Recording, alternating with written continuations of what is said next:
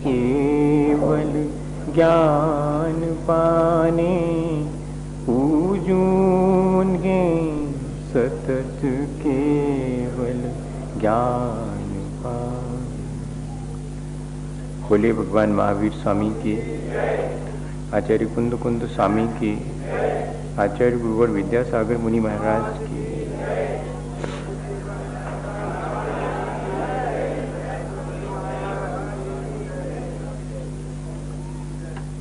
हम सभी लोग विचारवान हैं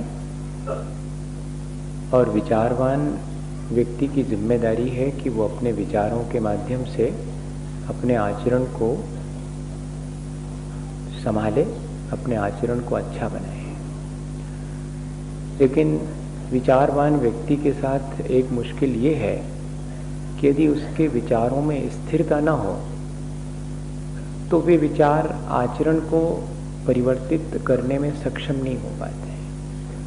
दीपक की लौ स्थिर न हो तो उससे ठीक प्रकाश भी नहीं मिलता और ऊष्मा भी नहीं होती, और अगर वही दीपक की लौ स्थिर हो जाए तो वो ठीक ठीक प्रकाश भी देती है और ऊष्मा भी देती है। हमारे विचारों का भी ऐसा ही है। हमारे विचारों की स्थिरता जरूरी है, जो कि हमारे आचरण को अच्छा बनाने में कारण बन सकती है। हमारे विचार जितने जल्दी बुरी चीज़ों को अपने अंदर एकत्रित करने में सक्षम हैं, अच्छी बातों को उतना जल्दी संचित नहीं करते हैं। विचारों में जो बहुत जल्दी संगठित हो जाती है, उनमें स्थिरता और दृढ़ता बहुत जल्दी आ जाती है। हमें प्रयास ये करना चाहिए कि ठीक इसी तरह से हमारे अंदर जो अच्छे विचार हैं वो सुदृढ़ हो जाएं, वो स्थिर हो जाएं। भगवंतों के कहे अनुसार विचारों की निरंतरता का नाम ही भावना या की अनुप्रेक्षा है, जिसमें कि हम जो अपने जीवन को और दूसरे के जीवन को भी उपकारी विचार हैं, विचारों की सामर्थ्य व्यर्थ है उस दिन उन्होंने और अपने आत्मकल्याण के लिए मोक्ष मार्ग चुन लिया, और फिर शालिनी के द्वारा भी भक्षण किए जाने पर भी उनके विचारों की एकाग्रता का परिणाम ये हुआ कि उन्होंने अपने कर्मों से मुक्ति पा ली। इतना विचारों में एकाग्रता आने से हमारी सामर्थ्य बढ़ जाती है। वही शरीर पहले था जो कि सहन नहीं कर पाता था, और वही शरीर बाद में भी था जिसने कि इतना कुछ सहन किया। तो शरीर ने सहन किया है ये तो बाहर में दिखाई पड़ता है, पर शरीर के साथ साथ जो हमारे विचारों की दृढ़ता है वो हमारी सहन शक्ति है।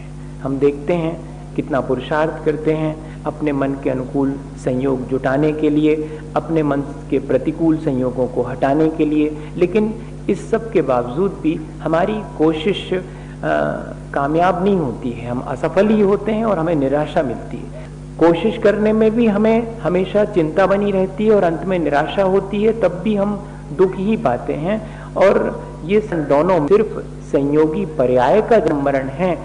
मेरा जन्म मरण तो होता नहीं है, मेरी आत्मा तो शाश्वत है। ऐसे संयोगों को नाशवान और अपनी आत्मा को शाश्वत निरंतर में विचार करूं, तो ये एक विचार अच्छा विचार है, जो कि हमें और बाहर के संयोगों के मिलने और बिछुड़ जाने पर होने वाले हर्ष विषाद से बचा लेगा। मन में फिर उसके साथ साथ एक विचार आता है कि कोई बात नहीं, संयोग सब क्षणभंगुर हैं, नाशवान हैं, तो कुछ हम उपाय कर सकते हैं। फिर हम उपाय के ऊपर विचार कर लेते हैं कि हमने कौन कौन से उपाय नहीं किए इन संयोगों को बचाने के लिए। दलबल देवी देवता माता पिता परिवार ये तो सब हमने इकट्ठे कर लिए, इसके बावजूद भी जब हमारा मरण निकट आया तो कोई हमारी मदद नहीं कर पाया। हमने सोचा था कि ये सब सहारा बनेंगे, ये सब हमारी रक्षा करेंगे, लेकिन ये भी हमारा सहारा नहीं बन पाए, रक्षा नहीं कर पाए। तो इसका मतलब है कि उसमें से हमने एक विचार निकाल लिया अपने अनुभव में से कि नहीं, दूसरी चीज ये है कि यहाँ पर शरण भी कोई नहीं है। ये संयोग तो नाशवान है, लेकिन साथ में मैं इन संयोगों को शाश्वत बनाने का प्रयास ना करूं ये तो ठीक ही है। मैं अपने मरण को निश्चित जान करके मरने से बचने का उपाय नहीं खोजूं, मैं तो जन्म मरण से पार होने का उपाय खोज लूं, ये अच्छा विचार है। अभी तो मेरी सारी कोशिश ये होती है कि धन पैसा जोड़ लूं तो थोड़ा मरण को मैं टाल दूंगा, अपने आसपास थोड़े ज्यादा लोगों को रखूंगा तो शायद ये मरण से मेरी रक्षा कर देंगे, मैं कोई मंत्र मंत्र साध लूंगा तो हो सकता है कि मैं मरण से बच जाऊं। लेकिन ये सब भी मरण से नहीं बचा पाते, इसलिए मैंने ये तय कर लिया है कि जब मरण अनिवार्य है और उससे बचाने वाला कोई नहीं, इतनी बड़ी सच्चाई, तब फिर मैं मरण से निश्चिंत हो गया, क्योंकि मरण संयोग और पर्यायों का होगा, मेरा नहीं होगा। ये विचार मुझे दृढ़ता देता है, ये विचार मुझे साहस देता है कि जब मरण आवे तब मैं उसे स्वीकार कर लूं, घबराऊं नहीं। और इससे पहले कि मरण आवे मुझे जो कर लेना है वो कर लेना चाहिए। इससे पहले कि ये संयोग वियोग में बदले, मुझे उनसे अपना कल्याण करने के लिए कुछ ना कुछ प्राप्त कर लेना चाहिए। ये दो विचार हमारे अंदर धीरे धीरे हम सोच रहे हैं कि दृढ़ होते जाएं। तीसरा एक और विचार हमें करना चाहिए कि संयोग सब नाशवान है और संयोगों और वियोग से बचाने वाला कोई नहीं है। तब फिर संयोगों में कोई सार है कि नहीं है? मुझे तो ये सारा संयोग का ही संसार है, संसार संयोग और वियोग का नाम है। तब फिर अगर संयोग में कोई सार नहीं है तो फिर मैं संयोग जुटाने की जो कोशिश करता हूं, और वो भी अनुकूल संयोग जुटाने की कोशिश करता हूं और प्रतिकूल संयोगों को हटाने की कोशिश करता हूं, इसमें कोई सार है कि नहीं? मैं संसार की असारता का विचार करूं। चहु गति दुख जीव भरे हैं, परिवर्तन पंच करे हैं, सब विधि संसार असारा, या में सुख नाही लगारा। ये चार बातें हैं जिन पर हम विचार करें तो हमारे अंदर और इस संसार की वास्तविकता समझ में आने से हर्ष विषाद मिटेगा और हम आसानी से संसार में से पार निकल जाएंगे। संसार में उलझाने वाले भी विचार हैं और संसार से सुलझा करके बाहर निकालने वाले भी विचार हैं। जब तक मैं इस संसार में आकृष्ट हूं, जब तक मुझे ये बाह्य रूप रंग और वैभव संसार का आकृष्ट करता है, तब तक मैं संसार में उलझता हूं। जितना संसार में अपने अनुकूल संयोगों की दौड़ धूप करता हूं, उतना ज्यादा उलझता हूं। कभी भी संसार में दौड़ धूप करने से किसी को कुछ नहीं मिला। इतनी तो दौड़ धूप कर ली, किसी ने 80-80 साल तक दौड़ धूप की, उसके बाद में उससे पूछा जाए क्या हाथ आया? कुछ नहीं आया, हाथ में तो कुछ नहीं आया। अपने परिणाम बिगाड़े संभाले, हाथ में तो कुछ नहीं। सोचा तो जरूर था, जैसे कि हिरण सोचता है कि वो दिख रहा पानी, दौड़ो थोड़ा और दौड़ो। तो ऐसे ही जो है मुझे लगता है कि वो जो चीज है उसमें सुख है, फिर मैं वहां तक दौड़ के देखता हूं तो सुख किसी दूसरी जगह ट्रांसफर हो जाता है। बड़ा अजीब है। यहाँ पर ये अपने जीवन में स्वयं अनुभव करते हैं कि जिस चीज में थोड़ी देर पहले सुख मालूम पड़ता है, उस चीज के मिल जाने के बाद वो सुख कहाँ चला जाता? वो सुख दूसरी चीज पे ट्रांसफर हो जाता है। इसका मतलब है कि है नहीं, सुखाभास है, सुख का भ्रम है। ये असारता है। ऐसा विचार हमारे मन में आना चाहिए कि कितने निरर्थक हैं ये संयोग। मैंने तो सोचा था कि इनमें कुछ सुख मिलेगा, लेकिन इनमें सुख नहीं मिलता, सुखाभास होता है उल्टा, और ये हमें दुख की तरफ ले जाते हैं। इस तरह यदि हम संसार की असारता का विचार करें और चारों गतियों का विचार करें और पंच परावर्तन का विचार करें और इनमें सुख नहीं है इस बात का विचार करें, ये संसार के बारे में, उसकी वास्तविकता के बारे में जो विचार है वो हमारे मन को बड़ा संतोष देता है, बड़ी शांति देता है, हमारी दौड़ धूप से हमें बचा लेता है। नहीं तो अपनी जान सांसत में डाले हम सुबह से शाम तक 5 इंद्रिय और मन के भोगों में सुख मान करके उनके ही जुटाने में और भाग दौड़ में लगे रहते हैं और अंततः निराशा हाथ आती है, जीवन से भी हम और हार जाते हैं। आखिरी में हार करके हम यहाँ से लौट जाते हैं कि फिर आएंगे, फिर प्रयत्न करेंगे, शायद सुख मिले। ठीक वैसा ही जैसा कि कैसा सुख है यहाँ का, इसके बारे में सबको मालूम है। वैसे अपन तो सिर्फ एक उन बातों को रिवाइज कर रहे हैं भैया अपने भीतर उनकी दृढ़ता के लिए। मालूम तो सबको है, अपना ये सौभाग्य है कि जिस कुल में पैदा हुए हैं वहाँ बचपन से हमारे माता पिता ने हमको घुट्टी में ये चीज़ें पिलाई हैं। ये बात अलग है कि हमारे पुराने जीवन के संस्कार ऐसे हैं कि उन सब बातों के होते हुए भी हम अपने जीवन को उतना बढ़िया नहीं बना पाए जितना कि हमें इन विचारों से बना लेना था। अब थोड़ी जागृति आई है तो हम प्रयत्न कर रहे हैं, पुरुषार्थ कर रहे हैं कि इन विचारों में दृढ़ता आए। देखो सबको बचपन में और बड़ा आकर्षण रहता है मंदिर की दीवारों पर बने हुए चित्रों को देखने का, और जब भी मंदिर में जाते हैं तो छोटे बड़े सब देखते हैं कौन कौन से चित्र बने हुए हैं, कितने सुंदर सुंदर बने। उसमें एक बना रहता है कि एक वृक्ष है ना, और उस पर एक व्यक्ति लटका हुआ है और नीचे एक गड्ढा सा बना हुआ है, उसमें सर्प हैं चार चार बहुत बड़े बड़े, और जिस डगाल पर वो लटका हुआ है उसको चूहे कुतर रहे हैं, और हाथी अपनी सूंड में उसके तने को लपेटे हुए और झटके दे रहा है उस वृक्ष को। और उतने में जो है और एक विमान आता है देव का, वो भी दिखाई पड़ रहा है। वो देव शायद उससे कुछ कह रहा है कि वेलकम, आ जाओ ऊपर, हम बचा सकते हैं तुम्हें। लेकिन साथ साथ में वो अपन को ये समझ में नहीं आता कि ये कितना बुद्धू है ना। फिर बाद में कोई बड़ा व्यक्ति समझाता है कि इसकी गैर बुद्धिमानी देखो, इतनी मुश्किल में है, हाथी किसी भी क्षण हिला करके पेड़ नीचे गिरा देगा। हाथी नहीं गिरा पाएगा तो वो डगाल जो कुतर रहे हैं वो चूहे वो कुतर करके नीचे गिरा देंगे, और नीचे गिरते ही साथ चार चार अजगर हैं, किसी ना किसी के मुंह में चला जाएगा। लेकिन इतना बुद्धू है तो अपन को लगता है कि नहीं कोई और प्रॉब्लम होगी, उसको बचाने के लिए कुछ करना चाहिए। बचा तो रहे हैं, वो देव आकर के बचा रहे हैं, उसके लिए वो कह रहे हैं कि आ जाओ हम ले लेते हैं। लेकिन तो फिर ये क्या कर रहा है, ये कह रहा है कि 1 ड्रॉप मोर, जस्ट वेट। वो ये कह रहा है कि थोड़ा ठहरो, बस 1 ड्रॉप और। वो जो मधुमक्खी का छत्ता लगा है उसमें से 1 बूंद शहद की गिरती है, वो उसके सीधे मुंह में जाती तो उसको लगता है कि 1 ड्रॉप मोर, बस एक ड्रॉप और, वो उसका आनंद और ले लूं, फिर चलता हूं, बस जस्ट अब भी चलता हूं, आप थोड़ा वेट करें। ऐसा अपन का नहीं है क्या? उस पर तो हंसी आती उसकी अज्ञानता पर कि कितना बुद्धू है, जल्दी से आ जाए उस पर, वो बच जाएगा। हमारे साथ भी चारों गतियों के द्वार खुले हुए हैं, मुख फाड़े हुए अजगर की तरह चारों गतियां, और दिन रात के सफेद और काले चूहे निरंतर हमारे जीवन के 60 साल हैं, 70 साल हैं तो उनको कुतर रहे हैं।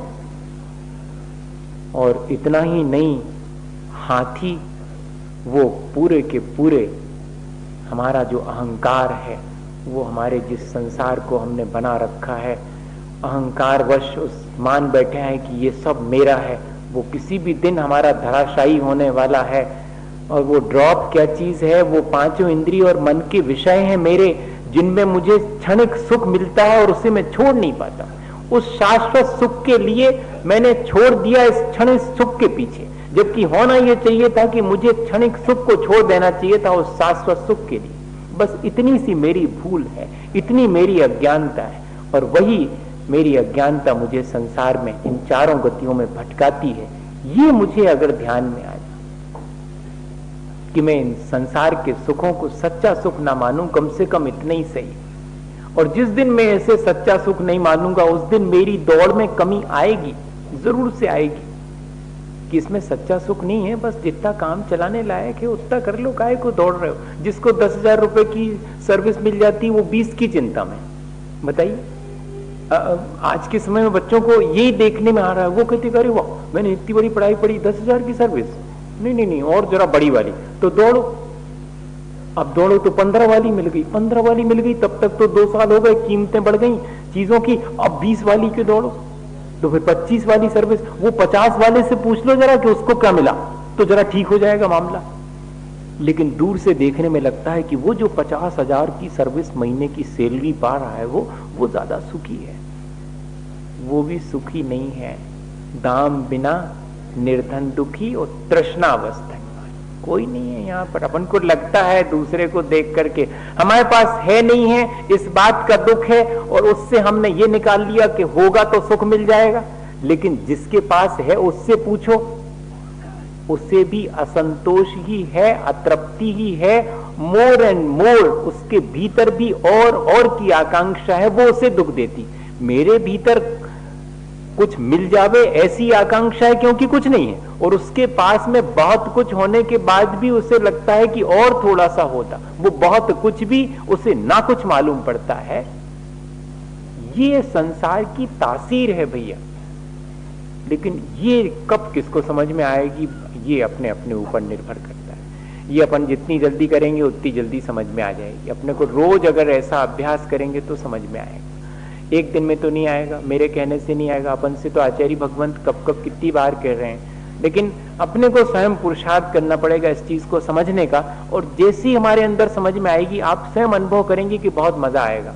फिर लगेगा अरे बेकार में परेशान हो रहे थे, दौड़ धूप कर रहे थे, मेरे भीतर ही संतोष है। और संतोष है तो सारी चीजें बहुत ज्यादा ज्यादा लगने लगती, असंतोष तो बहुत सारी चीजें भी थोड़ी थोड़ी मालूम पड़ने लगती। आप बताइएगा ये गणित सीधा सीधा है कि नहीं है? जिसके पास में 4 चीजों की आकांक्षा है उसके पास में 6 चीजें हो तो ज्यादा मालूम पड़ेंगी, और जिसको 10 की आकांक्षा और उसके पास में 8 चीजें हैं तो उसको तो 2 चीजें कम ही मालूम पड़ेगी। तो आकांक्षा अपनी 10 की क्यों रखो? मेरे पास 5 है तो मैं 4 की आकांक्षा रखूं ना, तो मुझे मेरे पास हमेशा ये लगेगा कि एक चीज तो एक्स्ट्रा है। हमारे एक साहब थे, हम तो साहब बोलते थे प्रोफेसर्स को, तो मैं आपको साहब कह रहा हूँ कि हमारे एक साहब थे, तो वो पढ़ाते थे यूनिवर्सिटी में। क्या हुआ एक बार कि वो उन्होंने पीएचडी नहीं करी, क्योंकि वो किसके अंडर में करें, वो पेट्रोलॉजी के प्रोफेसर थे। तो पेट्रोलॉजी का देश में उनके अलावा कोई बहुत अच्छा जानकार नहीं था जो उनका गाइड बन सके, तो उन्होंने पीएचडी नहीं करी।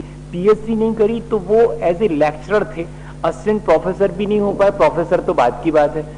तो 15 साल तक वो सिर्फ लेक्चरर की तरह रहे, और उस समय पर 1974 में जनाब 1100 रुपए पे स्केल था, सैलरी थी लेक्चरर की।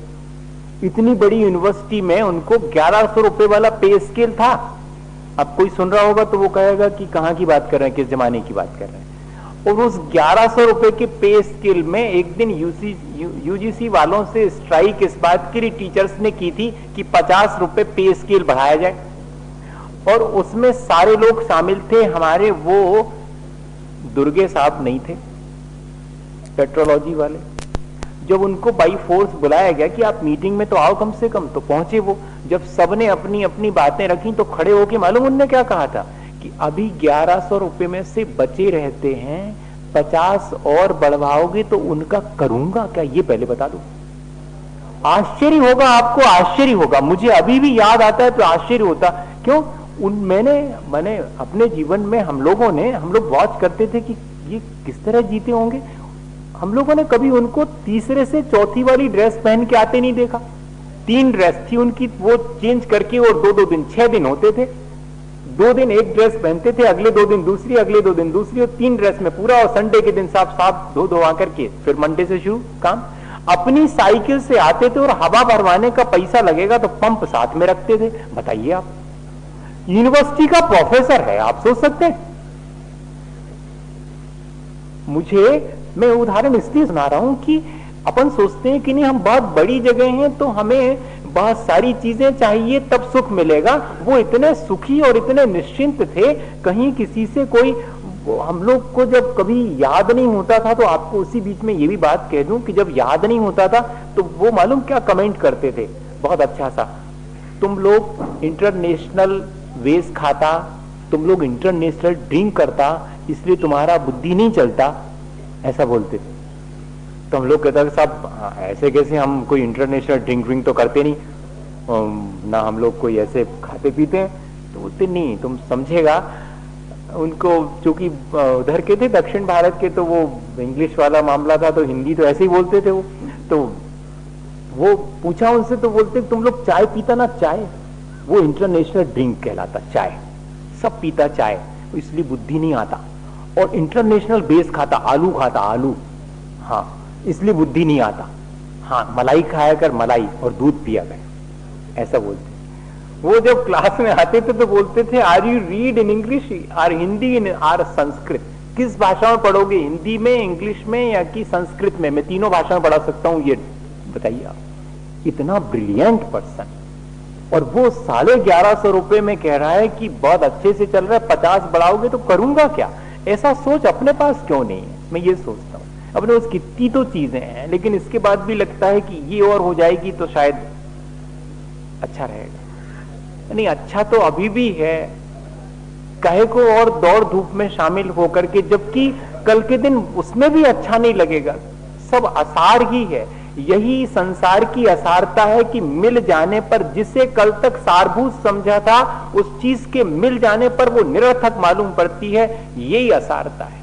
लेकिन ये कब समझ में आए? जिसको जब समझ में आए। आचार्य भगवंत तो अपन को उपकार करके और जान करके समझा रहे हैं। जब अपन से कुछ भी समझ में नहीं आता ना, तब शायद वो आखिरी बात कहते हैं। दो छोटी छोटी बातें कह करके और वो हमें समझाने की कितनी जबरदस्त कोशिश करते हैं। मैं तो सोच के दंग रह जाता हूं कि जो भी संयोग हैं भैया, वो पुण्य के फलस्वरूप मिलते हैं, और जो भी वियोग हैं वे हमारे असाता के उदय में घटित होते हैं। हमारे साता अताता का खेल है। और सुनो, ध्यान रखना, आचार्य भगवंत कह रहे हैं कि सुनो, ध्यान रखना, पुण्य उदय जिनके तिनके भी ना ही सदा सुख साता, और जिनके पुण्य का उदय है उनके भी हमेशा सुख साता ही रहे। ऐसे धोखे में नहीं रहना। रामचंद्र जी हो, चाहे भगवान आदिनाथ हो, 6 महीने का अंतराय पड़ा, सीता जी का वियोग सहना पड़ा तो सबको सहना पड़ा। अत्यंत पुण्यवान जीव हैं, तब भी अपने असाता को उनको भी झेलना पड़ा। संसार में यही स्थिति सबकी है। हमारी क्या बिसात, ऐसा कह रहे हैं। इसलिए मैं तो अपने जीवन को सुखी बना ही लूंगा, संसार के सब वैभव को जोड़ करके। ऐसे धोखे में रहना ठीक नहीं। फिर भी अगर हमारा भ्रम नहीं टूटता तो बहुत बड़ी बात कह देते हैं कि सुनो, जो संसार विषय सुख हो तो तीर्थंकर क्यों त्यागे? बुद्धू नहीं थे, अपने आप को बहुत होशियार मत मानो, ऐसा डांट करके कहते। तुम अपने आप को होशियार समझते हो? जो संसार विषय सुख होता तीर्थंकर क्यों? वो समझदार नहीं थे क्या? वो तो बहुत समझदार थे तीर्थंकर। अगर होता सुख तो काहे को छोड़ते? वो बुद्धू भी थे क्या वो? और हम क्या बुद्धिमान हो गए जो उसको पकड़े हुए हैं संसार को? अरे बुद्धिमत्ता तो उनकी थी जो उन्होंने इसमें सुख ना जान करके उसे छोड़ दिया। ये तो हमारी ना समझी है, हम तो इसी में बुद्धिमानी मान रहे हैं। आज देखो तो हम ज्यादा से ज्यादा बुद्धिमान जितने लोग हैं वो ये सोचते हैं कि जितना ज्यादा हमारे पास होगा हम उतने बड़े कहलाएंगे। ये उनकी गैर बुद्धिमानी है। जितना संतोष हमारे पास होगा उतने बड़े हम कहलाएंगे। बस जरा सा ये चेंज कर दें, फिर देखिएगा। यदि ये हमारे अंदर ये विचार धीरे धीरे करके डेवलप करना पड़ेगा। इस विचार को, जो विचार आचार्य भगवंतों ने दिया है, वो हमारे भीतर धीरे धीरे करके विकसित हो और उसमें दृढ़ता आए, तो ही हमारे जीवन में परिवर्तन आ सकता है। संयोगों की असारता का हम विचार करें, पर्याय की निरर्थकता का विचार करें, और पर्याय को सार्थक बनाने के लिए पुरुषार्थ करें। आत्म पुरुषार्थ करके हम अपनी इस निरर्थक पर्याय से भी सार्थक, कोई सारभूत रिलेवेंट आत्म तत्व प्राप्त कर सकते हैं। ये विचार इतनी सी चीज है। संयोग जुटाने में मैं अपना समय बर्बाद ना करूं, क्योंकि वे सब आसार हैं, मिल जाने के बाद भी सुख नहीं देते। पर्याय तो चारों प्राप्त हो चुकी हैं, कोई भी सार्थक नहीं है। मैं पर्याय को सार्थक कर सकता हूं तो सिर्फ इतना ही करके कि मैं अपने उस आत्म वैभव को प्राप्त कर लूं। आत्म शांति और आत्म सुख और आत्म संतोष पाने का कोई उपाय इस बीच में खोज लूं, तो सार्थकता तो मेरी पर्याय की इसी में है।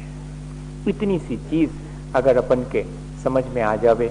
राजा जनक का उदाहरण सबको प्रसिद्ध है, भरत चक्रवर्ती का उदाहरण भी, कि 96,000 रानियों के बीच, अपार वैभव के बीच भी कितने अलिप्त होकर के अपना जीवन जिया। क्या हम अपनी छोटी सी घर गृहस्थी में या अपने छोटे से अपने इन संयोगों के बीच भी क्या शांति पूर्वक, संतोष पूर्वक, समता भाव जितना बन सके, 100% तो नहीं बनेगा, समता भाव, संतोष तो बन सकता है, तो संतोष पूर्वक, शांति पूर्वक और अपना जीवन धीरे धीरे इसमें से निकालने की दृष्टि से, जैसे कि कोई व्यक्ति सकरी सी गली में फंस जाए और अंधेरा हो, अंधेरा बहुत लंबा दिखाई पड़ रहा है, लेकिन वहां पर गली के छोर पर थोड़ा सा उजाला दिख रहा है। उस उजाले को देख करके भैया जुगत से निकर चलो, निकर चलो। क्या कहते हैं भाई? भैया वो दिखा रहा हूं, निकर चलो। ऐसे ही जो है अपने उस आत्म संतोष और आत्म शांति के स्वभाव को अपने देख करके कि जुगत से निकल चलो, इसमें से, इसमें सुख नहीं है, पता लग गया। नहीं तो फिर कोई दूसरा सुख आ जाएगा, वो कहेगा कि मैं ज्यादा सुख दूंगा, फिर वो मुझे इसी में उलझाए रखेगा। ये ठीक वैसी ही उलझन है जैसे कि कभी वो कहानी में नहीं अपन ने पढ़ी कि किसी ने एक चाबी का गुच्छा पकड़ा दिया था महल में और कहा कि इनमें से चाबियां लगती हैं, है ना, और खोल करके तुम चाहो तो और इंटरटेन कर सकते हो। और दरवाजा बाहर से लगा करके चला गया था और फिर बाद में उसने चाबी से जब एक दरवाजा खोला तो देखा वहां पर तो हीरे जवाहरात के खेल खिलौने पड़े हुए थे। अरे उसने कहा, वाह इतना कितना बढ़िया घोड़ा, ये इसमें चाबी भरो, ये हवाई जहाज। और फिर जो है उलझ गया, वो उलझ गया तो कितने साल निकल जाते हैं इस खेल खिलौने में। शुरू के बहुत सारा जीवन का समय इसी में निकल जाता है। फिर उसके बाद उसने कहा ये बंद करो, दूसरी वाली चाबी लगाई, दूसरा वाला दरवाजा खुला, वहां पर था एक घोड़ा। हाँ, उसने कहा जरा सवारी करके देखा जाए। सवारी की तो सवारी में ही लग गए। पांचों इंद्रियों और मन के घोड़े हैं, घोड़े 6 घोड़े, बैठो सवारी करो 5 इंद्रियों और मन के विषयों में। और फिर उसके बाद उसने पटक दिया घोड़े ने, तो अब गिरो, हाथ पैर भी टूट गए। अब क्या? अब स्थिति यह है कि चीजों को देख तो सकते हैं, सब पड़ी हैं, ढेर लगा हुआ है, लेकिन अब इंद्रियां शिथिल हो गई हैं, मन चिड़चिड़ा हो गया है। अब सब होते हुए भी और कुछ उपयोग नहीं कर पाते हैं। वो अवस्था हमारी स्थिति, वही स्थिति हमारी बन जाती है आखिरी समय। लेकिन इससे पहले कि हम उस स्थिति में पहुंचे, हमें समझ जाना चाहिए कि उलझाने वाली चीजों में हम ना उलझें और उन चीजों का ऐसे उपयोग करें बहुत सावधानी से कि बिना उलझे उनसे हम पार हो सकें। तो संभव है कि हमारे जीवन में और हमें कोई मार्ग मिले, हम अपने जीवन को अच्छा बना सकें। धीरे धीरे इस विचार को दृढ़ करें तो इस विचार की दृढ़ता से आचरण में जरूर परिवर्तन आएगा।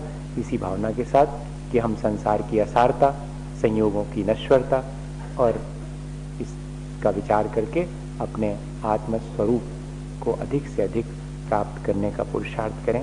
बोलिए आचार्य गुरुवर विद्यासागर।